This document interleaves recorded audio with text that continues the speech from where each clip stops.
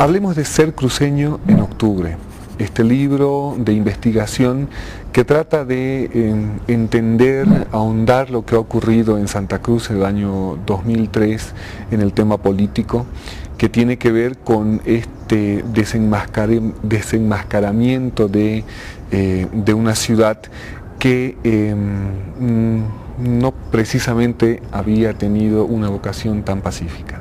A mí me conmovió mucho el 17 de octubre cuando en la plaza principal de Santa Cruz golpean a los manifestantes campesinos que habían venido en marcha, pero también había gente de clase media que hacía huelga en el atrio de la catedral porque no los dejaron entrar a la catedral a hacer su huelga de hambre, los dejaron desprotegidos en el atrio de la plaza.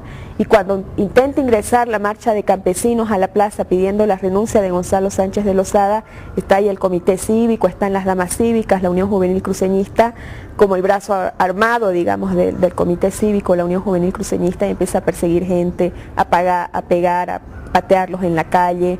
Y a partir de ese día esas escenas se reproducen en Santa Cruz constantemente hasta el año 2009 prácticamente, ¿no?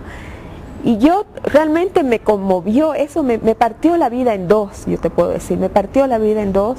Y ahí yo dije, ¿cómo es posible que una sociedad que durante tantos años, desde los años 50, ha vivido de manera más o menos pacífica, ha sabido tratar de manera más o menos inteligente el tema de la fuerte migración colla, cómo es posible que a partir de un hecho político se abra esa brecha de violencia y de racismo político de una manera tan fuerte, tan generalizado? Vos te debes recordar ese tiempo en Santa Cruz, todo era discurso regionalista, en cada casa durante años había banderas cruceñas, y yo decía, ¿cómo esto es posible? ¿Cómo funciona? ¿Cómo se estructura? ¿Qué discurso lo sostiene? Y ahí empecé a estudiar. El primer libro fue Ser Cruceño en Octubre, que habla de los discursos de estas instituciones cívicas, gremiales, alrededor de la crisis de octubre del 2003, cómo se va posicionando ese discurso regionalista, y a partir de ahí otros temas, y realmente eso fue como es decir, más que vender, digamos, ese trabajo, lo que más me trajo eso fue un crecimiento personal sumamente valioso, ¿no? Porque yo la verdad, Edson, durante mi infancia, mi adolescencia, gran parte de mi juventud, viví muy ensimismada, y la crisis de octubre como que fue una explosión en mi cabeza y te quitó el velo. Fue fantástico, ¿no? Ahí yo hice un descubrimiento vital para mí, ¿no? Cuando estaba redactando las conclusiones del Ser Cruceño en Octubre, de repente salían cosas en el texto que yo no me sentía capaz de llegar, de decir. Es decir, la literatura, el ejercicio de la redacción, el ejercicio de la literatura, cuando estás haciendo una investigación, te permite jalar el hilo hasta puntos en que no cualquiera persona puede hacerlo. O sea, el manejo del lenguaje te permite adentrarte a través de la lógica, a través del pensamiento ordenado, te permite adentrarte y escudriñar los símbolos y jalar conclusiones, hacer relaciones que de otra manera no las hubieras podido hacer. Y ahí me di cuenta que mi ejercicio literario me servía también como investigadora, ¿no? Para pensar mejor, para razonar mejor y para decir exactamente lo que yo estaba pensando, ¿no? Entonces ahí fue que se empezaron a juntar las dos cosas.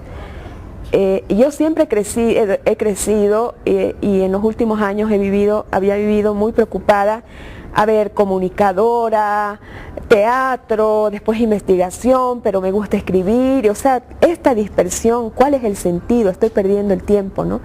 Y a partir de ahí me empecé a dar cuenta de que todas estas experiencias iban conjuncionándose y creaban algo, ¿no? Incluso ahora, por ejemplo, que estoy en un cargo de poder estatal, el tema del teatro me sirve muchísimo, porque vos sabes que cuando uno estudia un guión teatral o cuando actúas, tienes que ser consciente de las relaciones de poder y de cómo esas relaciones de poder se manifiestan en la física de los personajes, ¿no?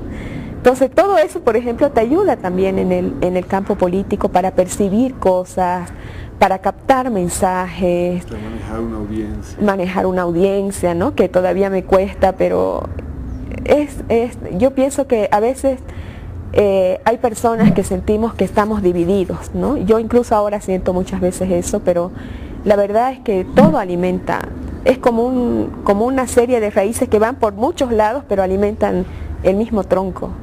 ¿Te sentiste un poco desencantada de vivir en esa Santa Cruz en la que creías haber vivido, pero que de repente no era la que pensabas?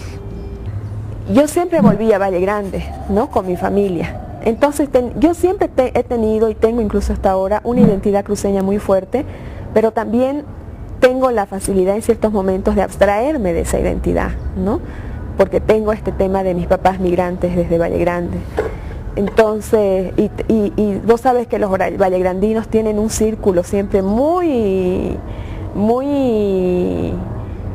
diverso, digamos, ¿no? De ocupaciones, entonces puedes manejarte con relaciones vallegrandinas durante mucho tiempo, digamos, sin acudir a las relaciones cambas, ¿no?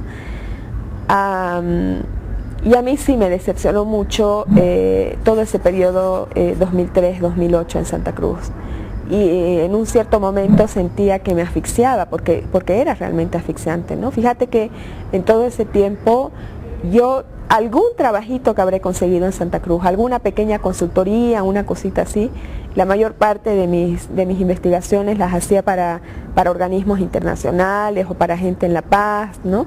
Es decir, era gente de La Paz, del Estado o de organismos internacionales que querían comprender qué era lo que pasaba en Santa Cruz, ¿no? Porque si uno escribía de una cierta manera en Santa Cruz o si decía ciertas cosas, todas las puertas se te cerraban, todas las puertas, ¿no? Entonces ahí claro era un ambiente demasiado asfixiante, y cuando me ofrecieron ser viceministra a principios del 2010 yo lo sentí así como un así, ¿no? Como una, ay, qué bien, ya puedo respirar un poco.